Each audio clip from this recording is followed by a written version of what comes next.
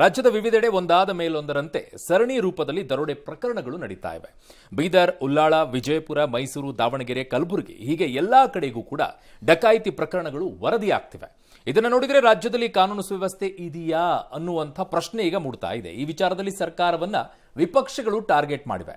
ಆದರೆ ರಾಜ್ಯ ಸರ್ಕಾರ ಮಾತ್ರ ಕಾನೂನು ಸುವ್ಯವಸ್ಥೆ ಹದಗೆಟ್ಟಿಲ್ಲ ಅಂತ ಹೇಳ್ತಾನೆ ಬರ್ತಾ ಇದೆ. ಕೆಲವು ಘಟನೆ ಆಗಿರಬಹುದು, ಪೊಲೀಸ್ ಇಲಾಖೆ ಕ್ರಮ ತಗೋತಾ ಇದೆ. ಇಲಾಖೆ ಬಗ್ಗೆ ಮಾತಾಡಿ ಅವರ ಆತ್ಮಸ್ಥೈರ್ಯವನ್ನ ಕುಗ್ಗಿಸಬೇಡಿ ಅಂತ ಸಚಿವ ದಿನೇಶ್ ಗುಂಡೂರಾವ್ ಅವರ ಹೇಳಿಕೆ.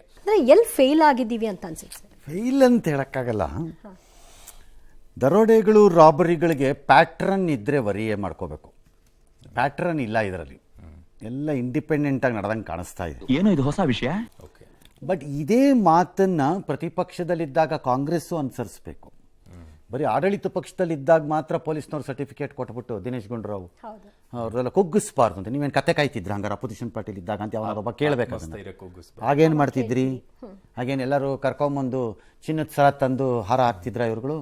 ಬರೀ ಬುರುಡ ಬಿಟ್ಕೊಂಡು ಓಡಾಡ್ತಿರ್ತಾರೆ. ಹಾಗಾಗಿ ಯು ಕಾಂಟ್ ಸೇ. ಬಟ್ ಇದು ಕಂಟಿನ್ಯೂ ಆದರೆ ಪಬ್ಲಿಕ್ಗೆ ಒಂದು ಭಯ ಸ್ಟಾರ್ಟ್ ಆಗುತ್ತೆ.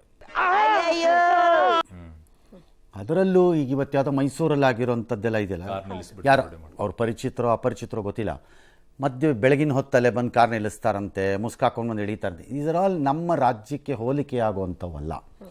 ಹಾಗಾಗಿ ಅದನ್ನು ಎಚ್ಚರಿಕೆಯಿಂದ ಇಟ್ಕೋಬೇಕು. ಇನ್ನು ಮುಂದೆ ಬರೆದ್ರೆ ಕಷ್ಟ ಆಗುತ್ತೆ. ಇರೋದನ್ನು ಹಿಡಿದಾಕಿದ್ರೆ ಬಚಾವಾಗ್ತಾರೆ.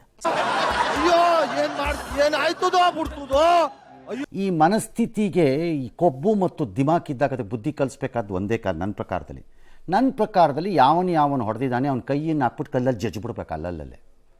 ಅಲ್ಲೇ ಜಜ್ಬೇಕು ಅವನಿಗೆ.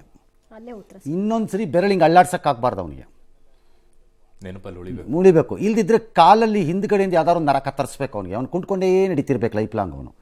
ಇಂಥ ಮನಸ್ಥಿತಿಯವ್ರಿಗೆ ಅದೇ ಶಿಕ್ಷೆ ಸರಿ. ಅದು ಮನುಷ್ಯತ್ವ ಅಲ್ವೇ ಅಲ್ಲ. ನಮ್ಮಣ್ಣ ಹೇಳಿದ್ ಕರೆಕ್ಟು. ಕಾನೂನು ಪ್ರಕಾರ ನೀವು ಕರ್ಕೊಂಡೋಗಿ ಅರೆಸ್ಟ್ ಮಾಡಿ ಬಿಟ್ಟರೆ ಅವ್ನು ಮೀಸೆ ತಿರುಗ್ಕೊಂಬತ್ತಾನವನು. ಸಿಕ್ಕಿದ ಕಡೆಯಲ್ಲಿ ಕೈ ಜಜ್ಜಿ ಹೇಳ್ತೀನಿ, ಅವಾಗ ದಾರಿಗೆ ಬರ್ತಾನೆ. ನಾನು ಸತ್ಯ ಹೇಳ್ತೀನಿ. ಊರಲ್ಲಿರೋರಿಗೆಲ್ಲ ನನ್ನ ಬಗ್ಗೆ ಬೇಜಾರು. ನಾನು ವರ್ಷ ನನ್ನ ಮಗ, ಕಚ್ಚರ ನನ್ನ ಮಗ.